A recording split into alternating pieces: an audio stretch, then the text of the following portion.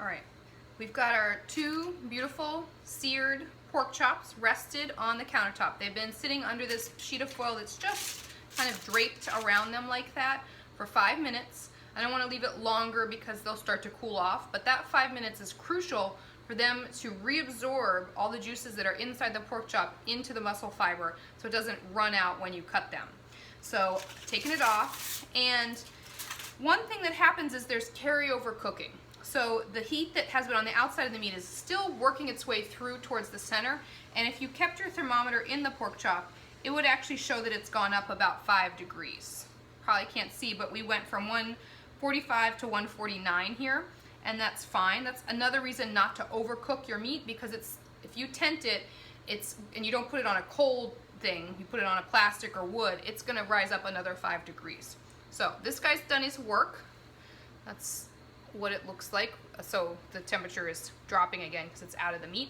And I will wash that as well.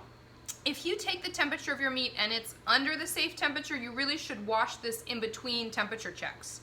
So from the time I checked it on the stovetop, when it wasn't cooked enough, I should have washed it, which I did off camera, and then put it in again, and that way I'm not cross-contaminating with my thermometer from before until later when it's actually cooked. All right, so these are looking beautiful. I'm gonna put them on a platter. Just wanna show you how I would carve them. The bone is running along this part, so I'm gonna cut the meat off the bone, put some slices, and then put both the bone and the meat on the platter, because this is really enough meat for probably 3 people or more if you're not eating a lot of meat. So I'm just gonna slice down along the bone there, following it. We'll learn how to use our knives correctly later. And that's my deboned pork chop. And then I'm gonna cut it into probably 1/4 inch thick slices. I'm gonna put my bone on the plate that way. I'm gonna do my second one because we wanna gnaw on that bone. That's the treat of the tomahawk pork chop there. All right, so the second one's gonna go, take it in the opposite direction, so. And then you can use your fingers or your fork. I want to cut the meat, and the meat has a direction where the fibers are going, like little lines. I want to go perpendicular to that. I don't want to cut in the same direction, parallel. I want to cut the opposite. So these are running north-south, so I'm going to turn it, so I'm cutting my slices the opposite, east-west. So here we go. Beautiful.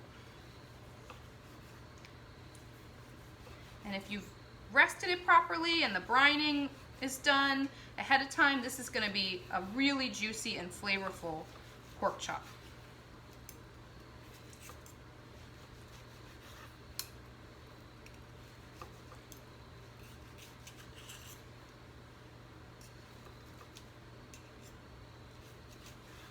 All right, so that's sliced. I just want to show you what the color looks like on the inside. You're going to have the littlest bit of pink there.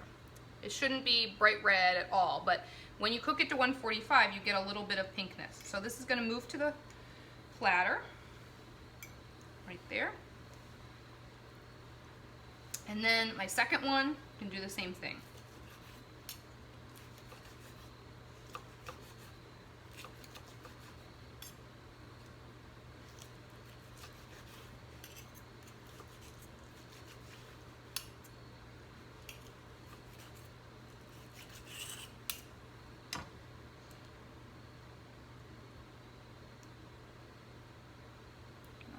Transfer that one onto the platter. So I'm kind of reshaping my pork chop, a little nibble. All right, done with my knife.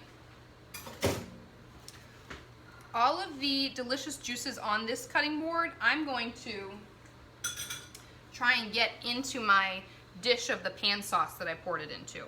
It's gonna be a little tricky because this cutting board doesn't have a groove, but I'm gonna do my best. Or you can just pour it right over the meat. Let's do that. Why make it extra step? So I'm just gonna dribble it right over. There actually wasn't that much on the cutting board because we rested our meat. All right, and then that's gonna get washed. Yum, yum, yum. Clean up your platter a little bit, the paper towel. just. So this is the presentation for these two. I've got them sliced but next to their bone so you can pick it up. I'm just gonna finish with a little spoonful of our butter sauce. I'm just gonna glaze the top of the pork chop there. And we're gonna have tons of flavor from that beautiful brine and the pan searing, a little along the bone, and